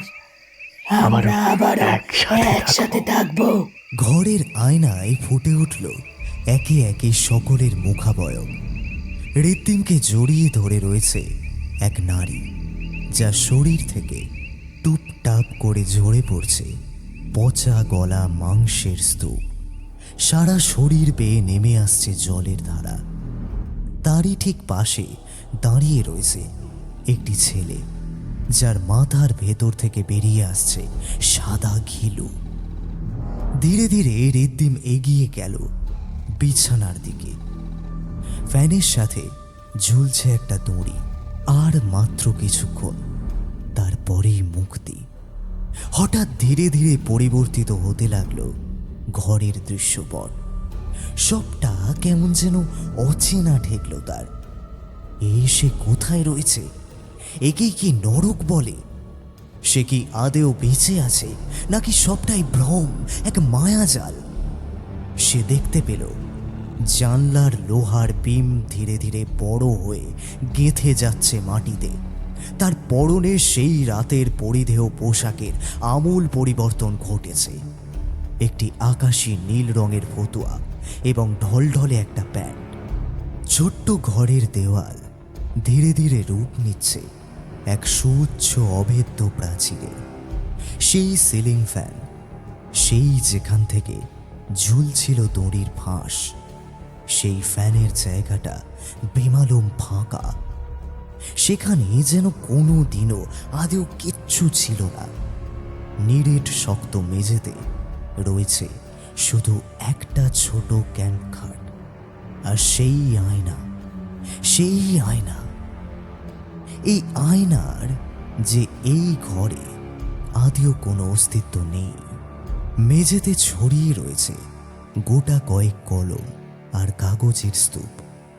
ঘরের দেওয়াল জুড়ে আঁকা রয়েছে নানান ছবি।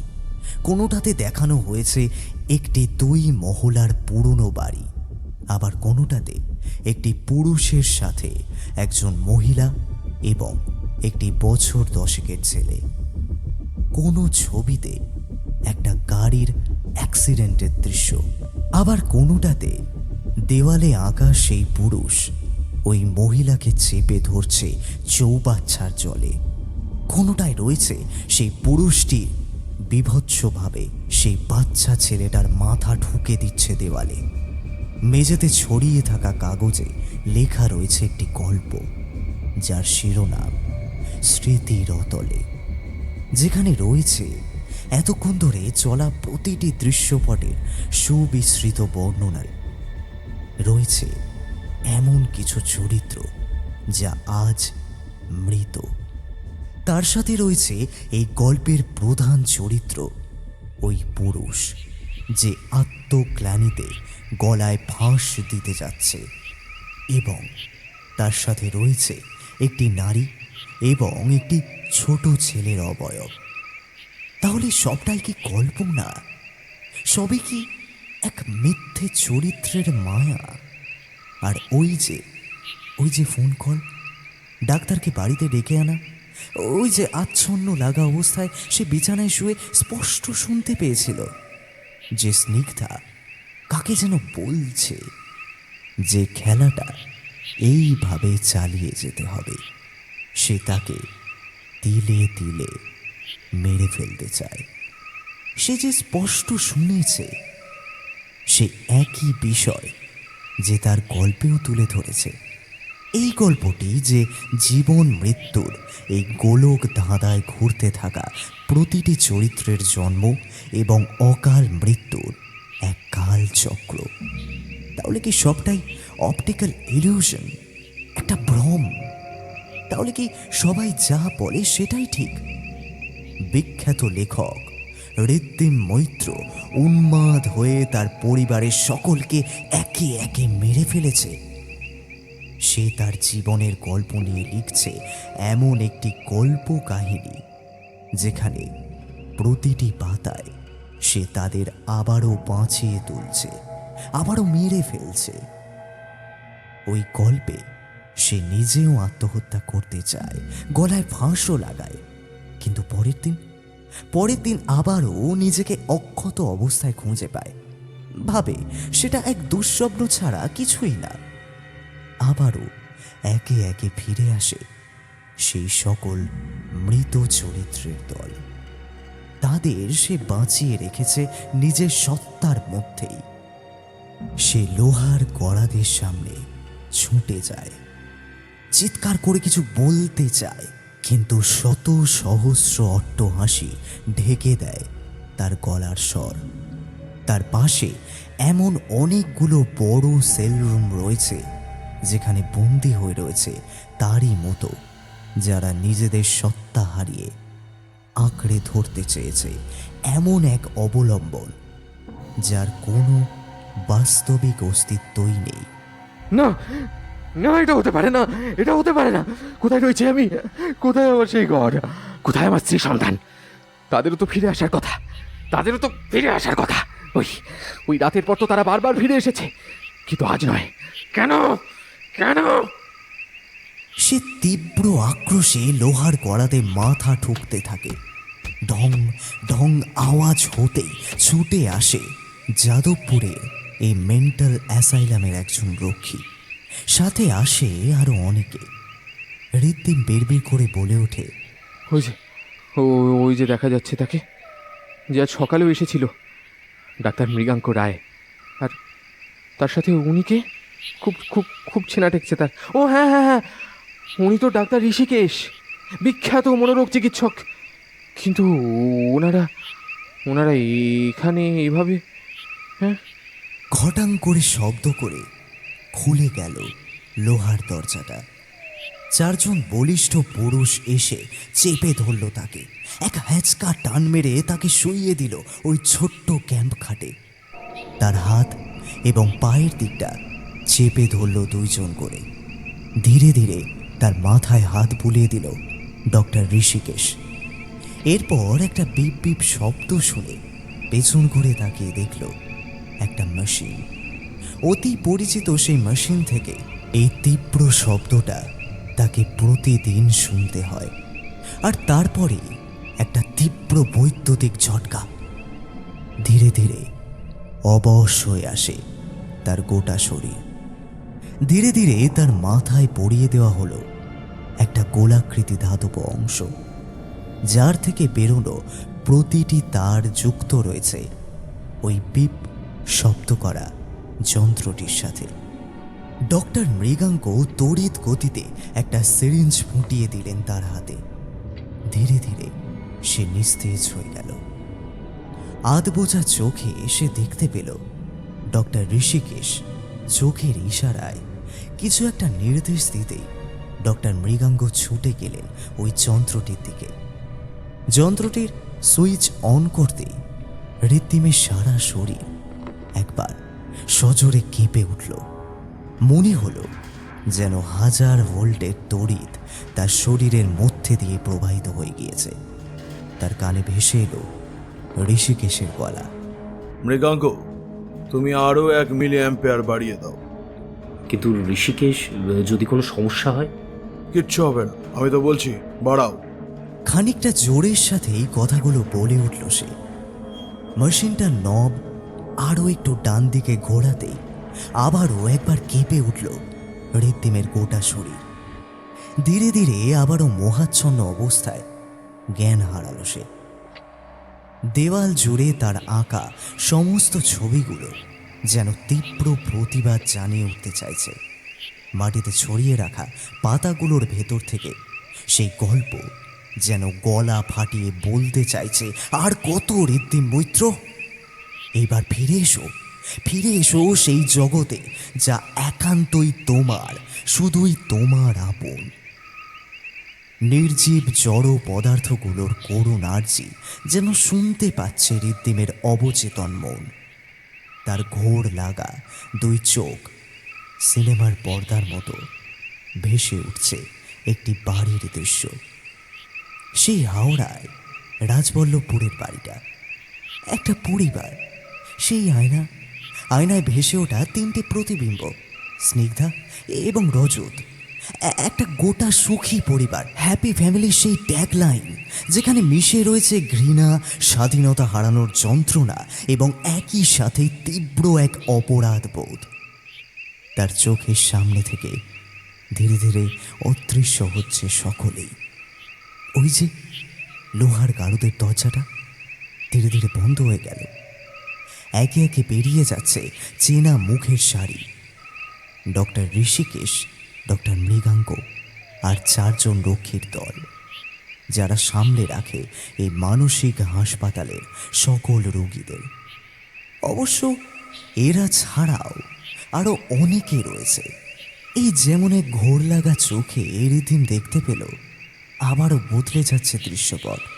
সেই চেনা বাড়ি, সেই চেনা দুটো মুখ, স্নিগ্ধা, রজত, স্নিগ্ধার পরনে সেই লাল পাড় সাদা শাড়ি, তার মাথায় চূড়ো করে বাঁধা সেই চুল যা আজও অমলিন, তার সারা শরীরে পচে ফুলে উঠেছে। আসলে দীর্ঘ সময় ধরে জলের তলায় থাকলে শরীরের ভেতরে তো জল জমে ফুলে যাবেই। পাশেই দাঁড়িয়ে রয়েছে রজত, রজত মৈত্র, তার একমাত্র ছেলে। তার চোখের মণি সাদা, মাথা ফেটে বেরিয়ে এসেছে সাদা ঘিলু। ওই যে উপরে ঘুরতে দেখা যাচ্ছে সেই সিলিং ফ্যান, সেখান থেকে ঝুলছে সেই গাঁট পাকানো দড়ির ফাঁস। সে তাদের দিকে তাকিয়ে ক্লান্ত স্বরে এক ঘোর লাগা গলায় বলে ওঠে, কেন কেন ফিরে ফিরে আসো তোমরা? কেন? তোমরা কি চাও? কেন মৃত্যুর পরেও আমায় মুক্তি দিচ্ছ না? এভাবে তিলে তিলে শেষ করে দিচ্ছ আমায় কেন? কেন? তাকে জড়িয়ে ধরে ফ্যাঁস ফ্যাঁসে কণ্ঠে স্নিগ্ধা বলে ওঠে, কারণ এটাই যে নিয়তি। মুক্তি চেয়েছিলে তুমি, কিন্তু মুক্ত হতে পারলে কি? পারলে না তো। জানতাম পারবে না। আমরা তো তোমার কাজে কখনো বাধা দিইনি। তাহলে কেন মারলে আমাদের? কি দোষ ছিল? আমায় মেরেছ তাও বুঝি, কিন্তু ওই ছোট্ট ছেলেটা, তার কি দোষ ছিল বলতে পারো? আমরা যে শুধু একসাথে একটা গোটা জীবন বাঁচতে চেয়েছিলাম ঋদ্ধিম, তার পরিবর্তে তুমি নিজের স্বাধীন চেতনা বজায় রাখতে দুটো নিরীহ মানুষকে এইভাবে মেরে ফেললে। আমি আমি আমি আমি আমি অন্যায় করেছি। আমি আমি আমি অন্যায় করেছি, কিন্তু আমি যে তোমাদের কাছে যেতে চাইছি, আমি যেতে চাইছি তোমাদের কাছে। আমি আমি আমি পারছি না। আমি পারছি না। আমি কি করবো? আমি বলো, আমি কি করব? এইবার তার বুকে মাথা দিয়ে থাকা রজত একইভাবে একই অদ্ভুত কণ্ঠে বলে উঠল, আমরা তো আছি পাপা, তোমার সেই জীবনের নরকের দরজায়। আমরা আজও একই সাথে আছি। ওই যে তুমি বলতে না, happy family always live together. বুঝে এলো ঋদ্ধিমের ক্লান্ত দুই চোখ। লোহার গড়াদের বাইরে থেকে এই দৃশ্য দেখতে থাকা দুই জোড়া চোখ তখন একে অপরের দিকে খানিক সময়ের জন্য তাকিয়ে রইল। ও ঘুমিয়ে পড়েছে ঋষিকেশ। আজ রাতটুকু আপাতত নিশ্চিন্ত, কি বলেন? হ্যাঁ মৃগাঙ্ক, তবে যতটুকুনি দেখলে তাতে কি বুঝলে শুনি। ঋষিকেশ, এমন ঘটনা খুব কমই দেখেছি ডাক্তারি জীবনে। আজ সকালে যখন মাথা ফাটিয়েছিল, ওই একইভাবে লোহার গারদে মাথা ঠুকে আমি গিয়ে শান্ত করি ওকে। ফার্স্ট এড দিই, রক্তক্ষরণ বন্ধ করে মাথায় পট্টি বেঁধে দিই। সে সময় এক অদ্ভুত ঘোর লাগা গলায় সে অবিশ্বাস্যভাবে দুটো আলাদা গলায় কথা বলছিল। একটি এক নারীর এবং অপরটি একটি বছর 10-এর বাচ্চা ছেলের। একদিকে সে আমার সাথে ওই নারী কণ্ঠে ক্রমাগত নিজেরই মানসিক সমস্যার ব্যাপারে বিস্তারিত আলোচনা করে যাচ্ছিল। আবার আরেকদিকে একবার শিশু হয়ে ছোট একটি ছেলের মতো নিউ ইয়ারে লং ড্রাইভে যাওয়ার কথাও বলছিল। পরক্ষণেই অস্বাভাবিকভাবে ভায়োলেন্ট হয়ে সে বলে উঠছিল তার ভেতরে থাকা সেই শিশু এবং নারী সত্তা দুজনই নাকি মৃত, যাদের সে নিজের হাতে খুন করেছে। ঋদ্ধিমের মনের মধ্যে একই সাথে সে, তার স্ত্রী এবং তার ছেলের সত্তা বর্তমান। স্প্লিট পার্সোনালিটি ডিসঅর্ডারের এমন ঘটনা যেখানে একই ব্যক্তিত্বে আরও দুইটি ব্যক্তিত্বের বাস, এমন ঘটনা কমই দেখা যায়। মৃগাঙ্ক, এমন ঘটনা সত্যিই বিরল। তবে তুমিও অভিনয়টা ভালোই চালিয়ে গেছো, মানতেই হবে। তোমার এলেম আছে। ওর মনে তৈরি করা চরিত্রের স্থান কাল পাত্রে তুমি নিজেকে ঢোকাতে পেরেছো, এটাই অনেক। ওর আজও বিশ্বাস এই পাগলা গাঢ় তোর বাড়ি, যেখানে রয়েছে তার মৃত স্ত্রী এবং পুত্র, যারা এখনো জীবিত অবস্থায় দেখা দেয় বা কখনো মৃত। প্রতিদিন তার কাল্পনিক মন যা যা দেখায় সেগুলোকে সে ঘরের দেওয়াল জুড়ে আঁকতে থাকে এবং তারপর খাতায় গল্প রূপে লিপিবদ্ধ করে। একদিকে সে একজন প্রতিভাবান শিল্পী, আবার অন্যদিকে একজন সাইকিক পেশেন্ট।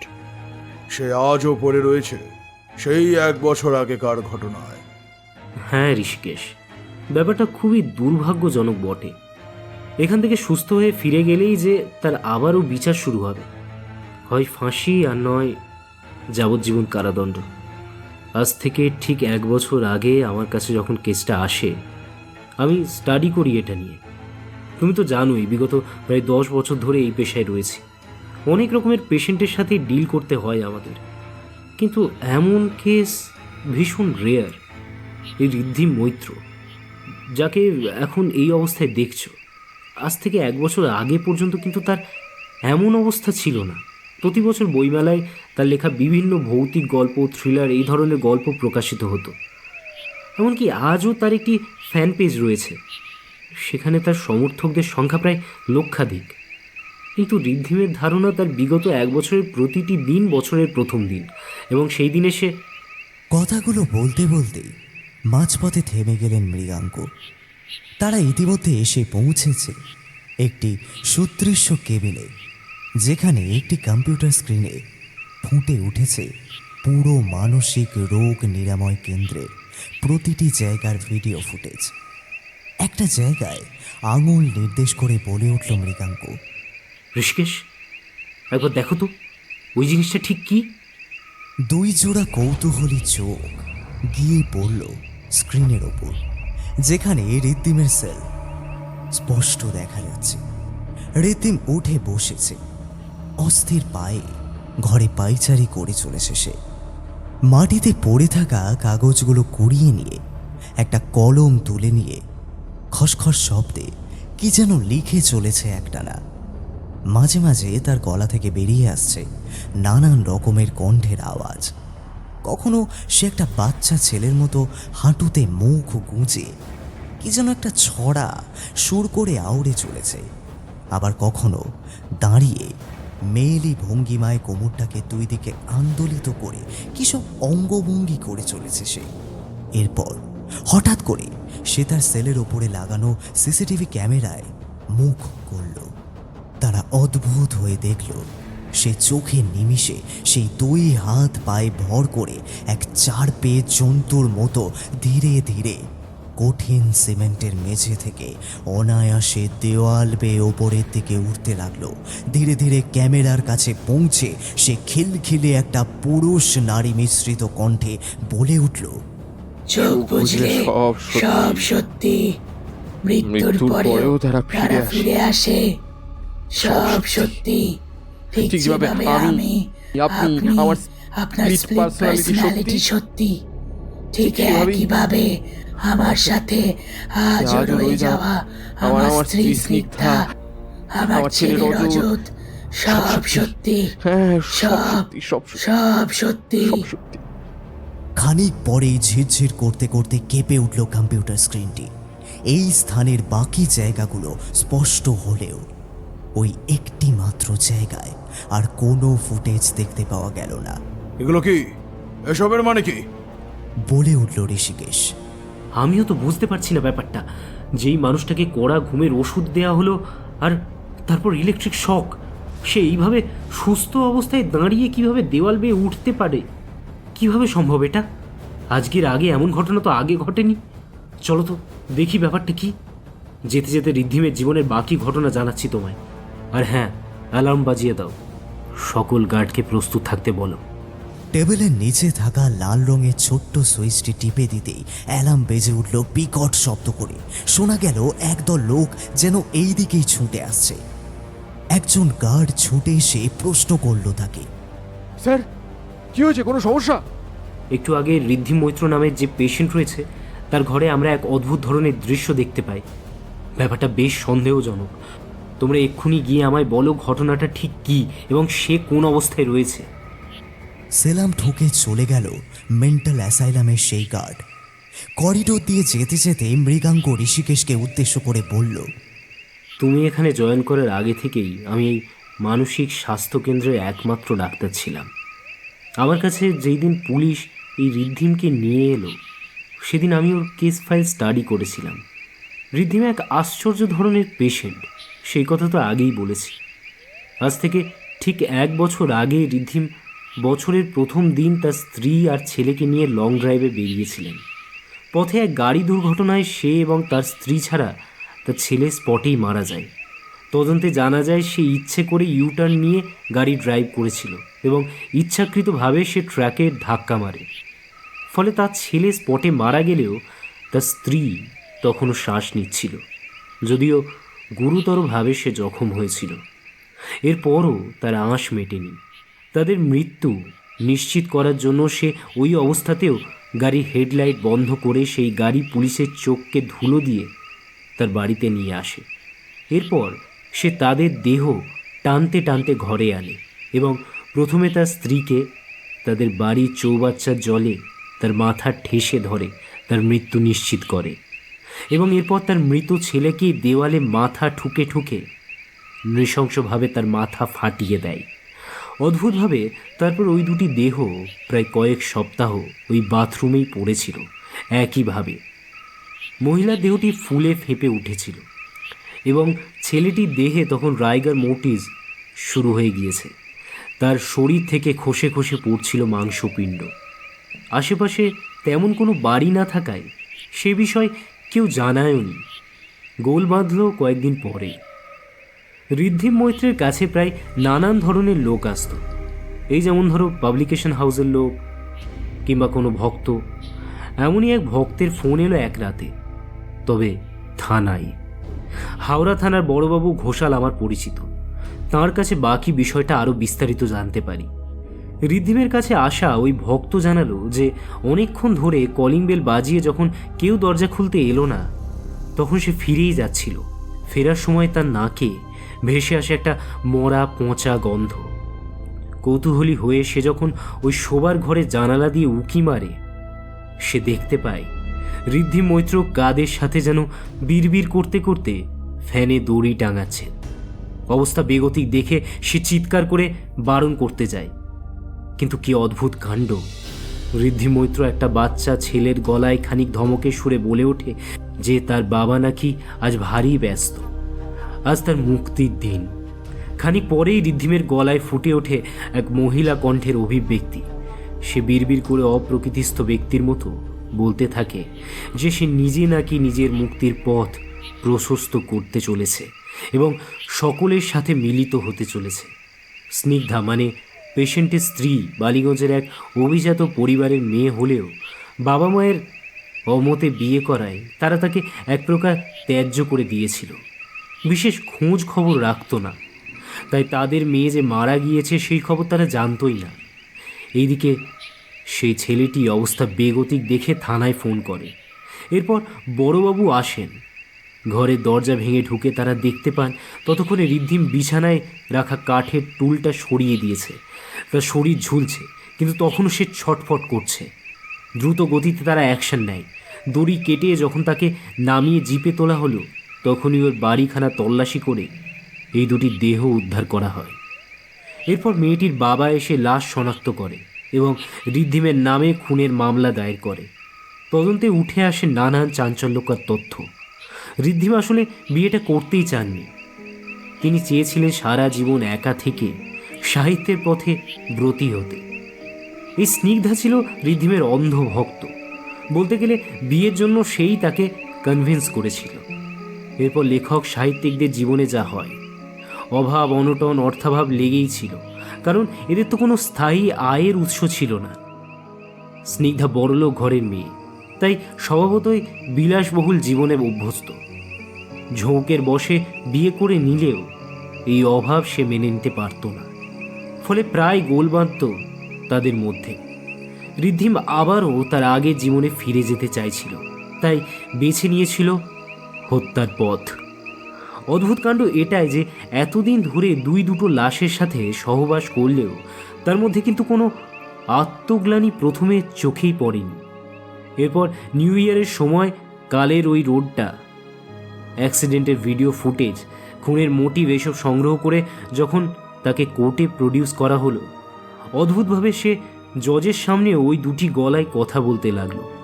সে বলতে লাগলো তারা স্বাভাবিক চোখে মৃত হলেও তারা নাকি আজও তারই সাথে থাকে এবং খুব শীঘ্রই তারা আবারও মিলিত হবে। তাদের হত্যা করার পর তার জীবনের এই ঘটনাকে প্লট বানিয়ে সে গল্প লিখত। অদ্ভুতভাবে প্রতিদিন সে একই গল্প লিখত যে তারা ফিরে এসেছে এবং এরপর তার পালা।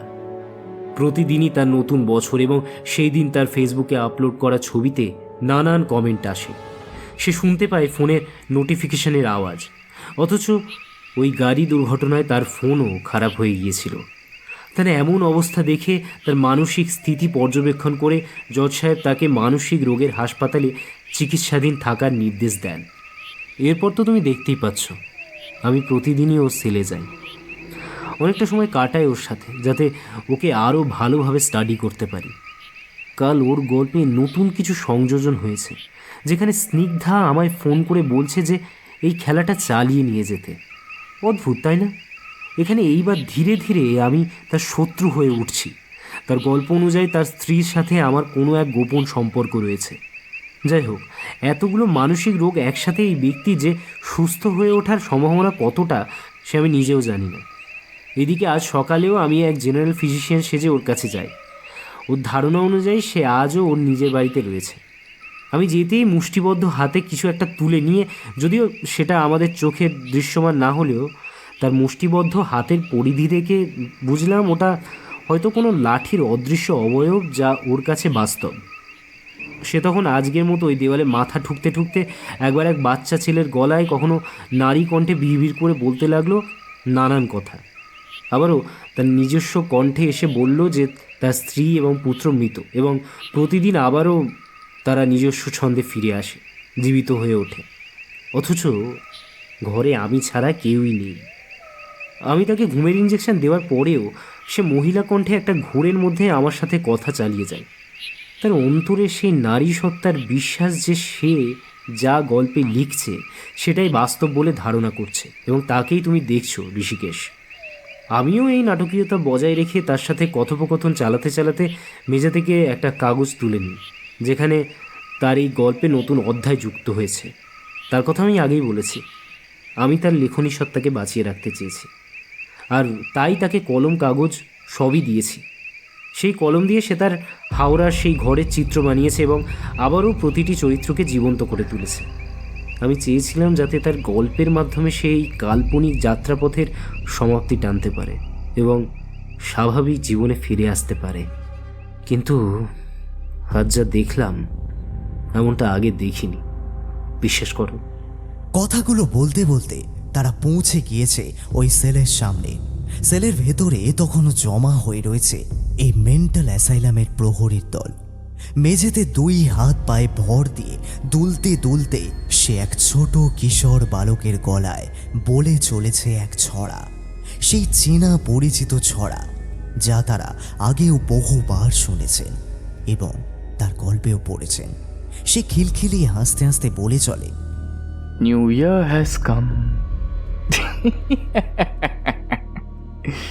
New Year has come and bring me up the smile of happiness.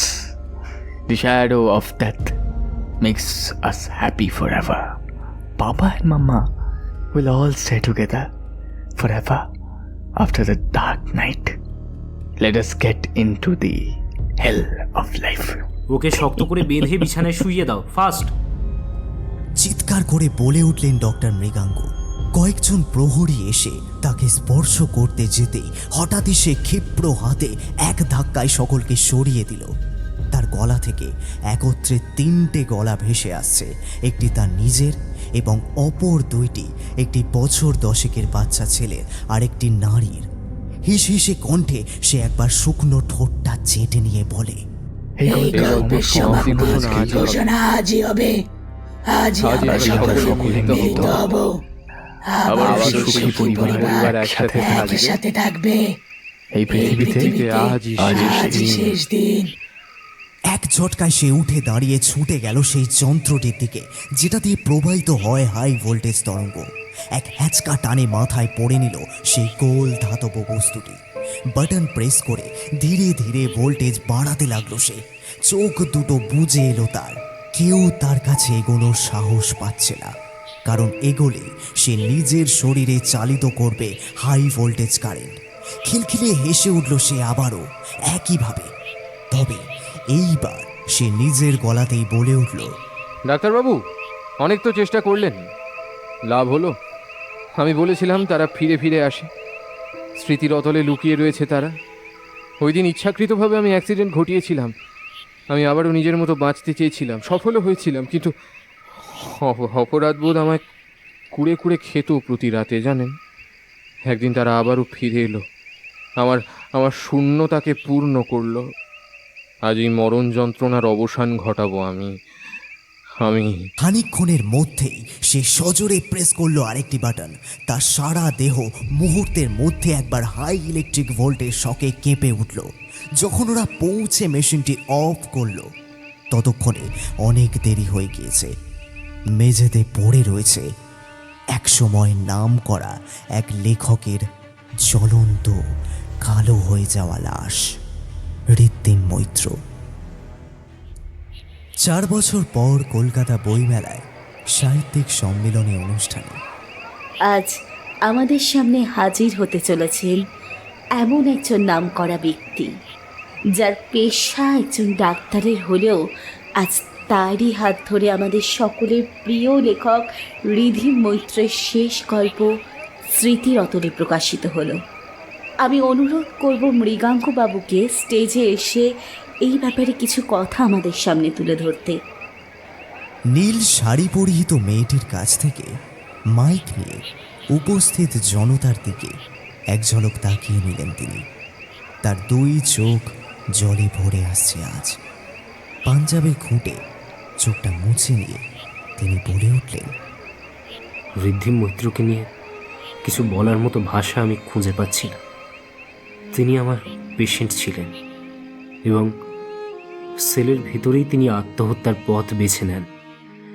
মিডিয়ার দৌলতে তার বাড়িতে ঘটা সেই দুর্ঘটনা এবং তার মৃত্যুর খবর আমরা প্রায় সকলেই জানি।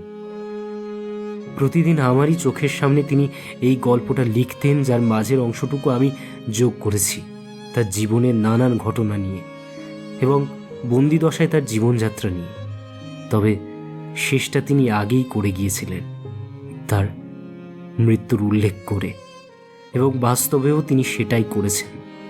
তবে তার ওইভাবে দেওয়ালে চড়ার ঘটনা এবং হঠাৎ করেই এক পৈশাচিক শক্তির বলে সকলকে ঠেলে সরিয়ে দেওয়া, এই দুটো ঘটনার আজও কোনো সুরাহা করতে পারিনি আমি।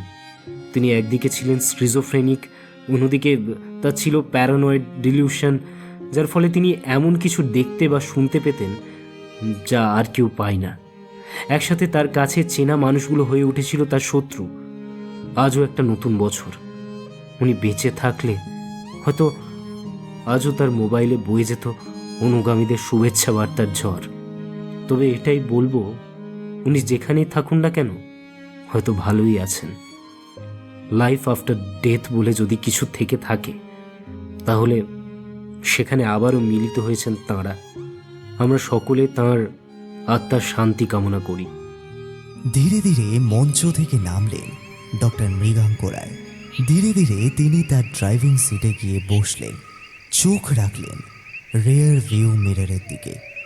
তিনি দেখতে পেলেন পেছনে বসে রয়েছে 3টে ছায়া ছায়া অবয়ব। একটি দীর্ঘদেহী পুরুষ, একটি বছর 10-এর বাচ্চা ছেলে এবং অপরটি এক নারী। আজ তাদের মুখে লেগে রয়েছে এক তৃপ্তির হাসি। 2 হাত বুকের কাছে জড়ো করলেন তারা। তাদের চোখে মুখে কৃতজ্ঞতার ছাপ স্পষ্ট। ধীরে ধীরে তারা অতি পরিচিত ছন্দে একটা কবিতা আওড়ে চলল। New Year has come and bring me all the smile of happiness. The shadow of death makes makes us happy forever. Papa and Mama, we always stay together forever after the dark night. Let us die. Let us get into the hell of life. এক ঝাঁক ঘন কালো কুয়াশা ধীরে ধীরে মিলিয়ে গেল বাতাসে। মৃগাঙ্ক রায়ের মুখে ফুটে উঠল এক পরিতৃপ্তির হাসি। ধীরে ধীরে তার গাড়িটি বইমেলার প্রাঙ্গণ ছেড়ে বেরিয়ে এলো কালো পিচ ঢালা কংক্রিটের রাস্তায়। আমাদের জীবনে এমন কত কিছুই না ঘটে যার ব্যাখ্যা পাওয়া সত্যি কঠিন। তবে আজকের এই কাহিনীর প্রেক্ষাপটে একটি জিনিস খুব স্পষ্ট, আমরা যারা সাহিত্য চর্চার সাথে যুক্ত তারা নিজেদের জীবনেও ঠিক আমাদের লেখা গল্পের মতোই এমন বহু কাল্পনিক চরিত্রকে রূপায়ণ দিই, যার হয়তো একটা সময় আমাদের জীবনে অস্তিত্ব ছিল, কিন্তু কোনো এক অজানা কারণে তারা কালের গর্ভে হারিয়ে গিয়েছে। তাই সময় থাকতে নিজের আপন জনেদের আঁকড়ে ধরে বাঁচুন। আর যদি একান্তই একা থাকার ইচ্ছে জাগে তাহলে আর যাই হোক ঋত্বিক মৈত্রকে অনুসরণ করতে যাবেন না ভুলেও, কারণ জীবনেও যে নরকের দ্বার রয়েছে।